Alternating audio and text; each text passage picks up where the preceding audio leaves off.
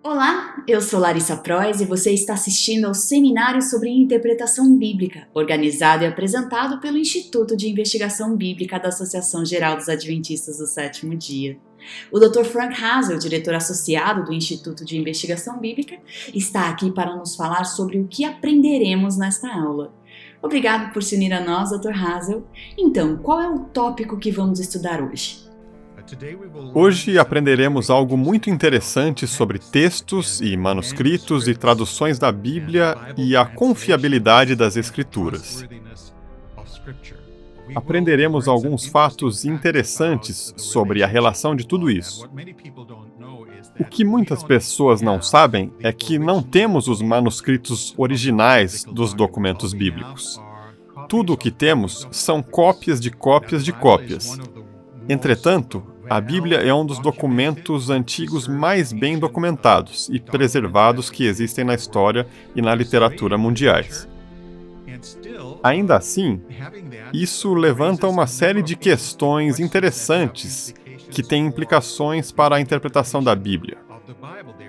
Existem diferentes tradições no processo de copiar a Bíblia e diferentes manuscritos, tradições e versões. Também há a questão das versões da Bíblia. Elas são inspiradas? E qual versão da Bíblia é realmente confiável, pelo menos na língua inglesa? Vamos lidar com parte disso no vídeo, e muito especialmente no capítulo do livro. E também lidar com algumas questões importantes, a fim de aprendermos fatos interessantes sobre, talvez até pequenos erros adormecidos, como se infiltraram no processo de transmissão e como podemos detectar essas coisas e ainda assim acreditar na confiabilidade do texto bíblico. E a quem teremos o privilégio de ouvir? Este assunto é apresentado pelo Dr. Clinton Wallin. Ele é um estudioso do Novo Testamento da América do Norte. Ele tem grande experiência nisso. Ele é diretor associado do Instituto de Pesquisa Bíblica da Associação Geral dos Adventistas do Sétimo Dia. Ele lidou com este assunto e forneceu alguns insights fascinantes e interessantes. Portanto, convido você a explorar algo que talvez não tenha ouvido antes e que pode ajudá-lo a entender algumas dessas questões interessantes de uma perspectiva bíblica. Portanto, que Deus o abençoe enquanto você assiste ao vídeo e lê o livro.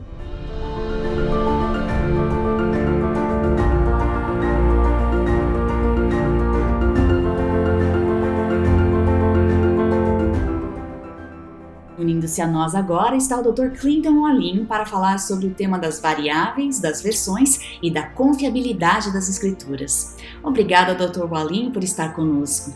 Ao pensar na Bíblia e na razão pela qual devemos depositar a nossa confiança nas palavras escritas neste livro, é realmente possível saber com que exatidão o texto bíblico nos foi transmitido ao longo dos séculos? A Bíblia é de longe o livro mais bem preservado da história. Nenhum outro livro antigo chega perto. O Antigo Testamento é bem comprovado em vários manuscritos hebraicos, medievais, que são muito bem feitos. Sabemos disso graças aos manuscritos do Mar Morto, que datam de mais de 1000 anos antes da época de Cristo e mostram uma boa concordância com todos os manuscritos que tínhamos anteriormente, ou seja, antes da sua descoberta. Portanto, sabemos que o texto do Antigo Testamento está muito bem preservado e temos até 2 amuletos de prata que preservaram a bênção sacerdotal daquela data até meados do século 7 a.C. Então é interessante. Nós temos esses textos antigos do Antigo Testamento disponíveis e em relação ao Novo Testamento, está ainda mais bem preservado. Temos mais de 6.000 manuscritos catalogados do Novo Testamento que chegaram até nós. No geral, a similaridade é surpreendente. As diferenças que observamos em todos esses milhares de manuscritos tendem a ser muito menores. Eles não afetam nenhuma doutrina importante. Então, a Bíblia é realmente o livro mais bem preservado. Por que existem tantas traduções modernas da Bíblia? Na verdade, existem 2 razões principais para as diferenças entre as traduções da Bíblia que vemos, não importa qual seja o idioma. A primeira razão é a que mencionei. As diferenças nos manuscritos e o que chamamos de texto tradicional, ou textus receptus, que é o manuscrito ou texto no qual a versão King James, e principalmente a nova versão King James é baseada e amplamente conhecida e apreciada. Mas a tradução mais moderna, ou seja, as traduções mais contemporâneas, usam uma forma acadêmica do texto que tenta decidir qual é a forma anterior do texto, mais próxima do texto original que pode ter sido escrita por Paulo ou até mesmo por Moisés. Não temos nenhum autógrafo que seja o texto original que os escritores originais escreveram. Tudo o que temos são cópias. E assim, com base em como a tradução julga as diferenças nos manuscritos, isso pode, é claro, fazer a diferença entre uma tradução e outra. Isso foi por muito tempo, pelo menos até os anos 1980, eu diria, a diferença mais importante entre as traduções. Mas nas últimas décadas, menos de 20 ou 30 anos, uma diferença ainda mais importante no método de tradução resultou em diferenças em como as traduções aparecem em relação umas às outras. Assim, por exemplo, a tradução formal, que chamamos de formal ou palavra por palavra, que tenta ser o mais literal possível com o texto, seria a King James, Nova King James, a New American Standard Bible, a English Standard Version, a versão revisada, a Revised Standard Version, a original. Eles estavam tentando combinar uma determinada palavra em hebraico e grego com a mesma na medida do possível, ou muito intimamente ligada às palavras originais, com uma palavra em inglês na tradução. Então, mais recentemente, você tem uma tendência nas traduções de ter mais amplitude e dar mais liberdade ao tradutor para variar esse procedimento. Portanto, uma tradução funcional tenta ainda ser mais fiel ao texto original, mas permite um pouco mais de liberdade. Uma tradução ainda mais dinâmica, como a nova versão internacional, é o melhor exemplo disso, onde o tradutor tem um pouco mais de liberdade. E mesmo entre a nova versão internacional original e a que foi publicada em 2011, você verá diferenças significativas. E os capítulos neste livro apresentam não apenas essas, mas muitas das outras traduções em inglês e as diferenças entre elas. Portanto, essas são as diferenças, as principais diferenças. 1. As diferenças nos manuscritos. 2. A diferença no método de tradução. Isso explica virtualmente todas as diferenças que vemos de uma tradução em inglês para outra.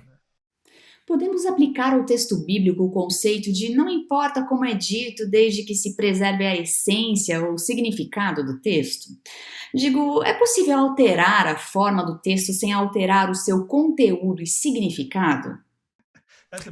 Essa é uma grande questão e é uma pergunta muito importante. Claro, pequenas diferenças na tradução podem fazer grandes diferenças em termos do resultado final.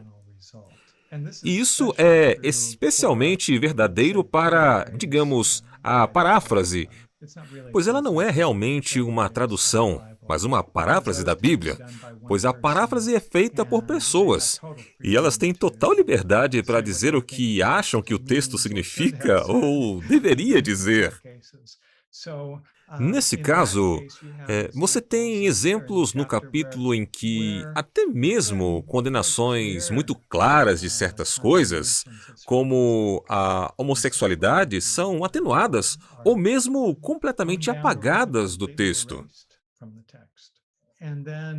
Então, com respeito ao nosso entendimento da unidade das Escrituras, esta multiplicidade de traduções e as diferenças tendem a causar prejuízo, porque você tem algumas traduções lutando contra outras. É por isso que é sempre bom comparar traduções que são oferecidas aos leitores, especialmente a paráfrase. Eu realmente evitaria a Bíblia Viva, a mensagem e até a palavra clara. Mesmo que seja feito por um estudioso adventista como Jack Blanco, eu tenho um grande respeito por ele. Às vezes, a paráfrase pode ser útil, mas ela é mais um comentário. E devemos pensar dessa forma. Devemos estudar Bíblias também. Essas notas são muito úteis, mas temos que reconhecer que são comentários que tentam nos dizer o que o texto significa. Não estamos recebendo a mensagem das Escrituras. Às vezes, essas notas parecem ter uma quantidade maior de palavras na página do que o próprio texto. Portanto, é sempre bom comparar traduções que dão aos leitores uma ideia da gama de possibilidades do que um texto pode significar. De fato, existe um aspecto importante ao preservar as palavras tal como foram escritas e a não as adaptar a fim de acomodar a nossa compreensão. Deixe-me esclarecer outra coisa com relação a traduções mais literais. Isso significa que haverá mais ambiguidade no texto, pois ele pode ser lido de uma forma ou de outra. Um exemplo muito importante para nós, adventistas do sétimo dia, é Apocalipse 12:17, que se refere ao testemunho de Jesus. A expressão grega que pode significar testemunho de Jesus ou testemunho sobre Jesus, significando nosso testemunho ou testemunho sobre Jesus. E esses são dois significados muito diferentes. E, assim, uma tradução mais literal preservaria essa ambiguidade e apenas diria o testemunho de Jesus. Considerando que a tradução mais dinâmica poderia, porque o tradutor tem mais liberdade de dizer, isso significa isso. Nosso testemunho sobre Jesus, isso é o que o texto realmente significa. E é assim que está traduzido. Por isso é importante comparar as traduções para que possamos ver a gama de significados. Nesse caso particular, se olharmos para as outras formas, a mesma expressão é usada até mesmo nos primeiros versículos do livro do Apocalipse. E é claro que este é o testemunho de Jesus, assim como o próprio livro do Apocalipse é de Jesus. É sua revelação a João por intermédio do seu anjo para nós. Existe algo como a melhor tradução da Bíblia? Essa é uma pergunta constante, mas a questão é que não existe uma tradução perfeita da Bíblia. Somos humanos, temos nossos preconceitos, então você não vai encontrar isso nesta terra. Não existe tradução perfeita. Isso realmente não é possível. É por isso que é melhor conhecer os idiomas originais se você puder, porque uma vez que você muda para um idioma diferente, é apenas uma aproximação do significado do original. Nunca pode ser exato porque as palavras originais não correspondem exatamente às palavras da tradução. Portanto, haverá algumas diferenças. Além disso, cada idioma tem seu tipo de perspectiva cultural embutida. E assim que você traduz a Bíblia, você sabe, você também está traduzindo para um ambiente cultural que não é o mesmo que o ambiente cultural da Bíblia. Portanto, isso deve ser mantido em mente. Dito isso, a Bíblia também transcende a cultura porque é a palavra de Deus e foi, creio eu, inspirado de tal forma a ter um componente universal que não se perde na tradução. Mesmo na poesia hebraica, por exemplo, é interessante. Não é tanto uma poesia de rima, mas de pensamento. De rima de pensamento, não de som. Então, quando você pensa sobre a rima do pensamento, são pensamentos que podem ser traduzidos para qualquer idioma. Embora talvez não haja a melhor tradução, há traduções melhores do que outras, mas não necessariamente de modo geral. Você tem melhores traduções deste ou daquele texto? Novamente, todos nós fazemos o nosso melhor, mas é por isso que é bom comparar as traduções. Gosto de traduções mais literais e acho isso bom, especialmente se você estiver fazendo estudos de palavras. Porque se você estiver fazendo estudo de palavras, você quase tem que fazer isso com uma tradução mais literal, digamos, a New American Standard Bible, a English Standard Version e a New King James Version, porque elas preservaram essa conexão. Se você está apenas lendo, então as outras versões estão ok, ou seja, as versões mais dinâmicas. Entretanto, tenha em mente que mais coisas podem ser perdidas dessa forma. E é um pouco mais fácil para o leitor. Eles trazem a Bíblia para mais perto de nós, não apenas em nossa língua, mas também mais perto de nossa cultura. É por isso que é mais compreensível, exceto aquele processo de tradução, pois não apenas traduz a Bíblia, mas depois que é traduzida, então ajusta o texto para esclarecê-lo em termos de inglês e em termos de cultura moderna. E, na verdade, é um processo de 3 etapas. Não apenas entender o original e traduzir para o idioma inglês, mas a terceira etapa, uma vez que a tradução do idioma inglês esteja lá, para ajustá-lo e esclarecê-lo para os leitores de inglês em nossa cultura hoje. Existe uma razão para as diferenças nas várias cópias dos manuscritos gregos e hebraicos da Bíblia? Quando você copia algo, não importa. Copie qualquer coisa no seu idioma nativo. Pode acontecer que seus olhos voltem para um ponto diferente ou para a mesma palavra, mas em um lugar diferente daquele onde você realmente parou. Portanto, o que vemos, às vezes, é onde a mesma palavra que aparece mais tarde no texto é para onde a cópia voltou. Então, a lacuna entre onde essas mesmas palavras aparecem no manuscrito original que a pessoa estava copiando são deixadas de fora. Mas, nesse caso, podemos ver por que o copista saltou. Os olhos dele saltaram para a próxima ocorrência da mesma palavra, ou poderia ser um som semelhante, ou final semelhante, ou início semelhante de uma palavra. Então, nesses casos, o texto se perde naquela cópia em particular. Mas podemos comparar outras cópias e encontrar o erro que cometeram. E assim fica claro porque às vezes as letras parecem semelhantes em hebraico ou grego. E então, quando estão em cursiva ou mesmo em letras maiúsculas, às vezes e após os anos em que o manuscrito fica gasto, algumas dessas letras ficam meio desbotadas e difíceis de ler, podendo parecer uma letra diferente. Então, ocorre uma confusão de letras, ou, como mencionei, a substituição de sons semelhantes ou reversão, às vezes, de letras ou palavras. Mas esses são erros não intencionais que se infiltram no processo de cópia. Normalmente podemos ver com bastante clareza o que o texto anterior deveria ter sido, e podemos reconhecer esses erros.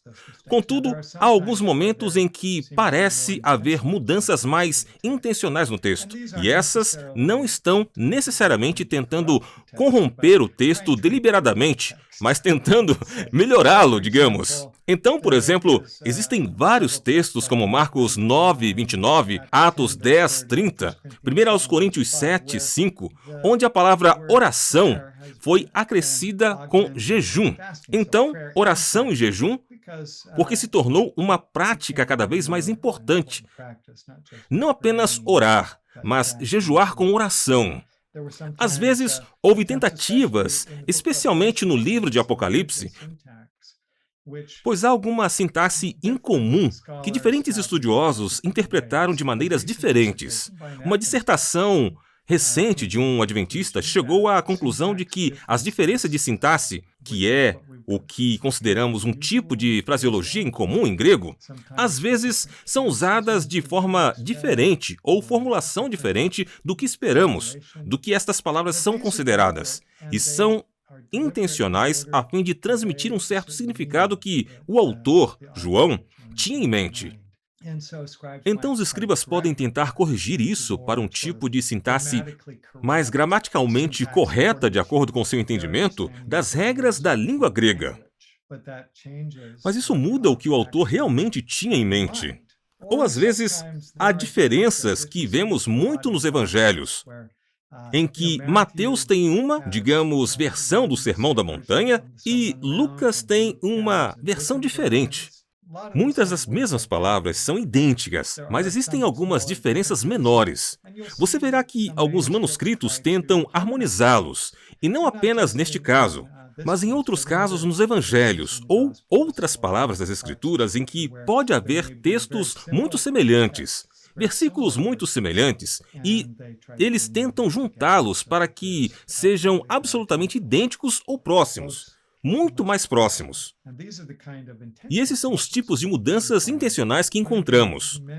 Mas, novamente, muitas vezes podemos ver qual era o texto anterior. Estima-se que, em 90% de todo o texto das Escrituras, não há dúvida, absolutamente nenhuma dúvida do que o texto original dizia. Portanto, está muito bem preservado.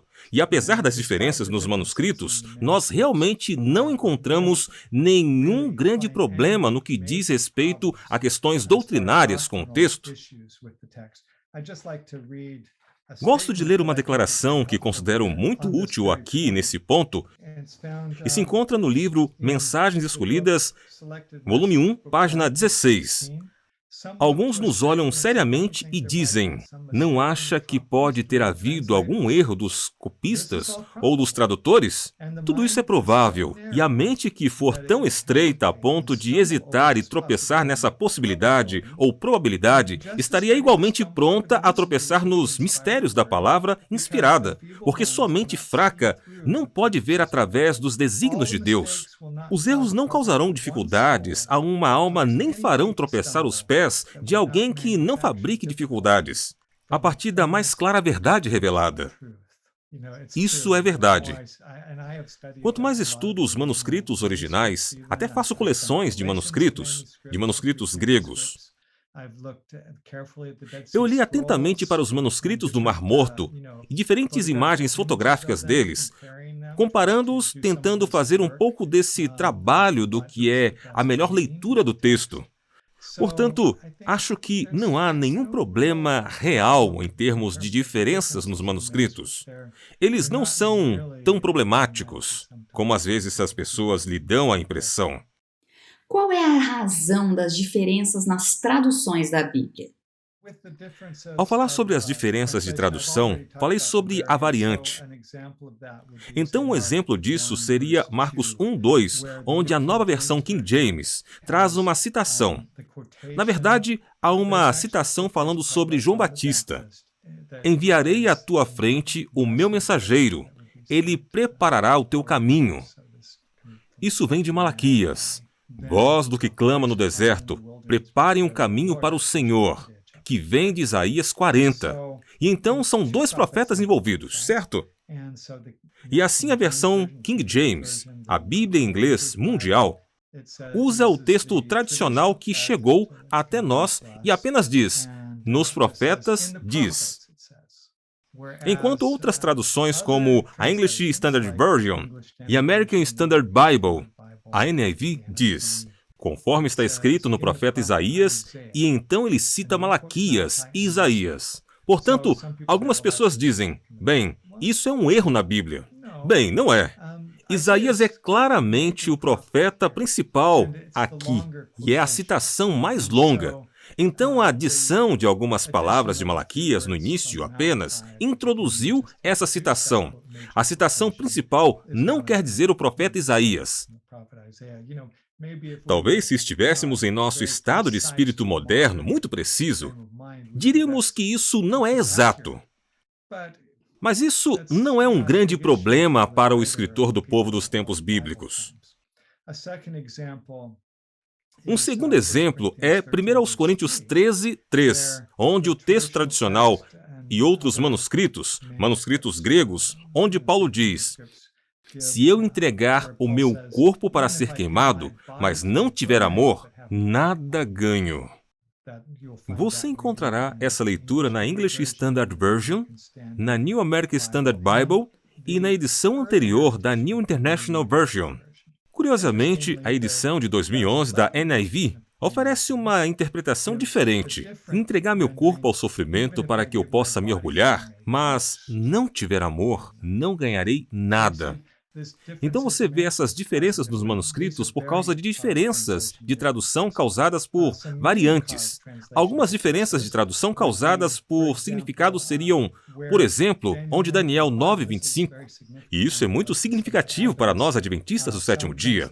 Algumas traduções trazem: até ao ungido, ao príncipe, haverá 7 semanas e 62 semanas. Então eles o juntaram 7 semanas e 62 semanas, 69 semanas, certo? Mas a versão standard em inglês, que geralmente é uma tradução mais literal, diz: para a vinda de um ungido, um príncipe haverá 7 semanas. Ponto. Depois por 62 semanas, e assim por diante. Portanto, ele separa as 7 semanas das 2 semanas completamente.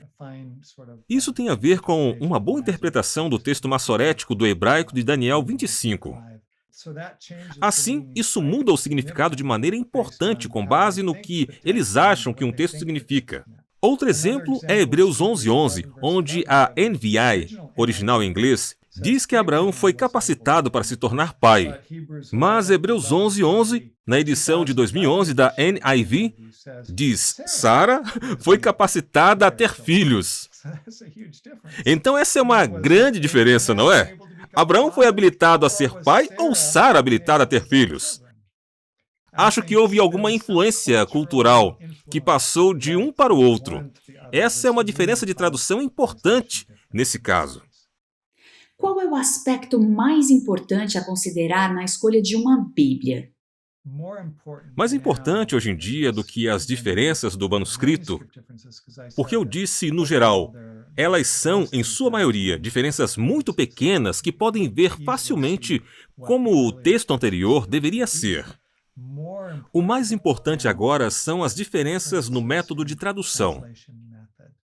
É por isso que é importante olhar com atenção para a introdução às traduções e o que elas dizem na introdução.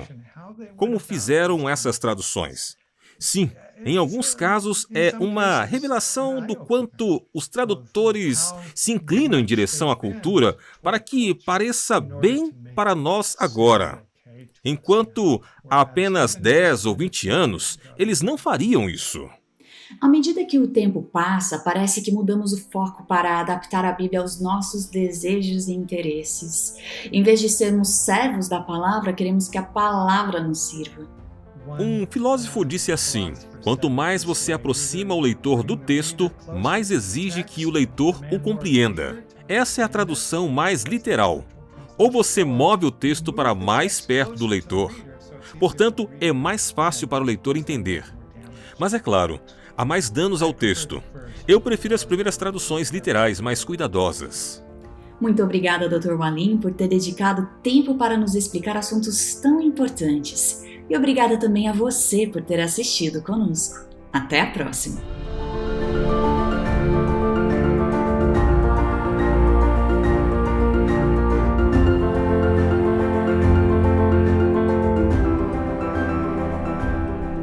Para um estudo mais aprofundado deste assunto, adquira agora o livro Biblical Hermeneutics: An Adventist Approach no site www.adventistbiblicalresearch.org.